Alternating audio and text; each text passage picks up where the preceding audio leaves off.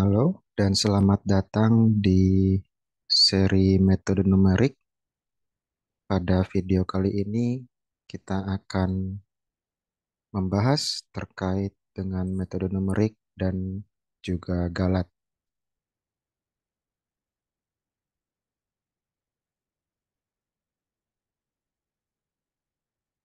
Oke, kenapa kita membutuhkan metode numerik pada atau sering kali kita menghadapi permasalahan atau model matematika di mana muncul dalam berbagai bidang ilmu pengetahuan, seperti contoh dalam fisika, kimia, ekonomi, atau persoalan rekayasa. Nah, model matematika yang dijumpai ini seringkali juga sulit untuk diselesaikan atau dicari solusinya dengan menggunakan metode analitik. Ya, contohnya seperti mencari akar suatu persamaan, atau mencari integral dari suatu fungsi yang melibatkan batas atas dan batas bawahnya, seperti itu. Nah, contohnya seperti ini, ya. Jika Anda diminta untuk mencari solusi atas persamaan eksponen pangkat 3x ditambah cos 5x, mungkin memang eh, kalau secara sepintas kita akan sulit untuk mencari solusinya gitu ya. Walaupun memang mungkin saja ada solusinya gitu ya, bisa dicari walaupun tidak semudah itu ya. Kemudian yang kedua contohnya adalah bagaimana caranya mencari integral dari x pangkat sin x dengan batas bawahnya adalah pi dan batas atasnya adalah 2pi. Nah, kalau secara sepintas juga akan sulit ya terutama dalam mengintegralkan fungsi x pangkat sin x seperti itu ya. Nah, jadi atas dasar alasan itulah mengapa kita membutuhkan metode numerik ya. Nah, metode numerik ini akan menawarkan solusi yang bentuknya adalah hampiran atau aproksimasi ya. Jadi ada solusi yang bentuknya aproksimasi dan ada solusi yang bentuknya eksak seperti itu. Jadi metode numerik menghasilkan solusi aproksimasi dan kalau kita ingin mencari solusi yang secara eksak itu dengan metode analitik. Ada dua hal ya, solusi aproksimasi dan solusi eksak dan kita ingin melihat seberapa dekat nilai aproksimasi ini terhadap nilai eksak. Nah, dalam menghitung seberapa dekat aproksimasi dan eksak itu kita bisa sebut sebagai galat. Ya, galat ini bisa dicari dengan mudahnya kalau misalnya kita ingin melihat perbedaan antara aproksimasi dan eksak cukup dengan mencari selisihnya saja, selisih antara aproksimasi dan eksak ya. Nah, berdasarkan jenisnya, galat ada 4 jenis ya atau 4 macam. Yang pertama adalah galat absolut, yang kedua adalah galat relatif, yang ketiga adalah galat pemotongan, dan juga galat eh, pembulatan. Ini mungkin saya salah salah eh, ada yang kurang ya, ada yang kurang jenisnya seperti itu ya. Yang ketiga adalah chopping error, yang keempat adalah rounding error seperti itu ya.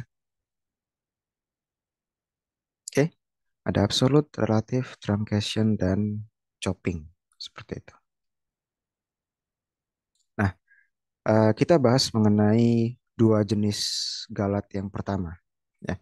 Misalkan dalam suatu permasalahan atau suatu model matematika, A bintang merupakan solusi hampiran yang kita cari berdasarkan metode numerik. Ya. Kemudian nilai A itu merupakan nilai eksak dari permasalahan atau model matematika tersebut. Ya. Maka kita dapat mendefinisikan suatu galat absolut sebagai nilai mutlak dari A bintang dikurangi A. Karena kita ingin melihat selisih antara A bintang dan juga A. Seperti itu.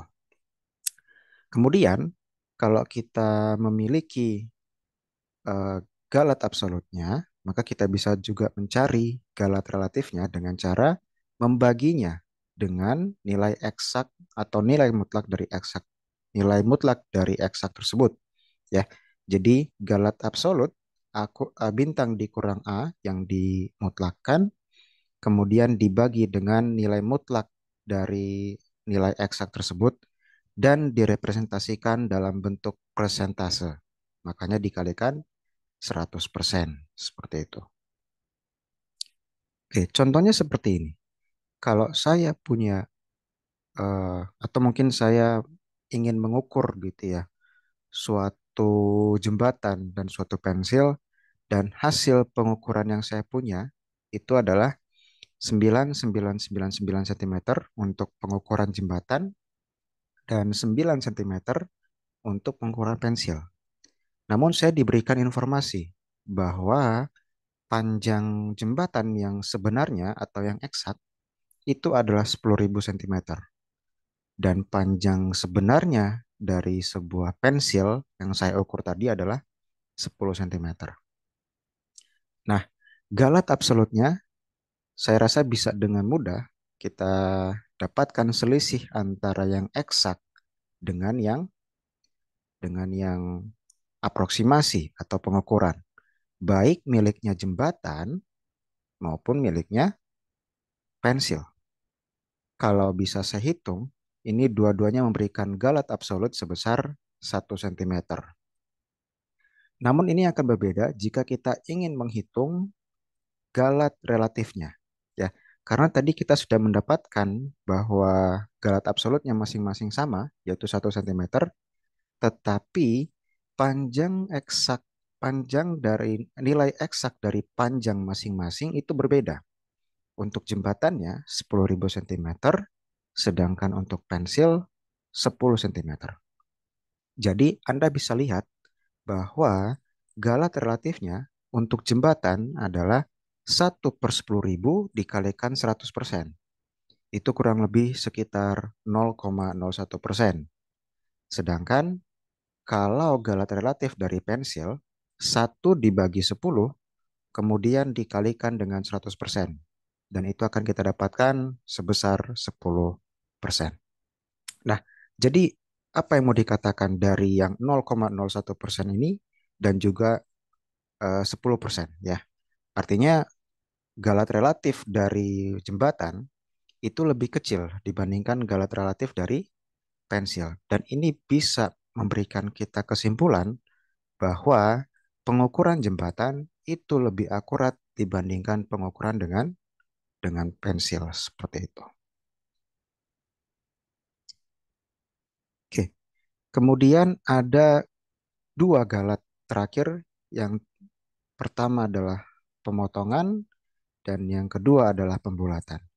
Ini dapat diterapkan ke dalam bilangan yang biasa gitu ya, yang memiliki eh, beberapa angka di belakang koma, namun tekniknya berbeda karena kita ingin melihat penyajian dari bilangan tersebut. Dalam hal ini, bilangan yang kita punya adalah galat. Contoh bilangan yang dijadikan galat di sini adalah 0,1234567 Anda perhatikan bahwa bilangan ini memiliki 8 digit di belakang koma. 1, 2, 3, 4, 5, 6, 7, 8. Ya.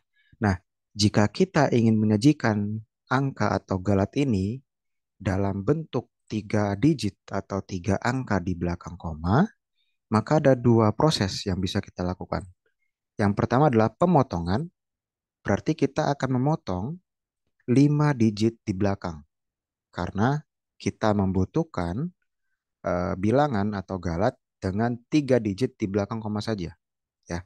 Dengan pemotongan, maka angka ini akan berubah menjadi 0,123.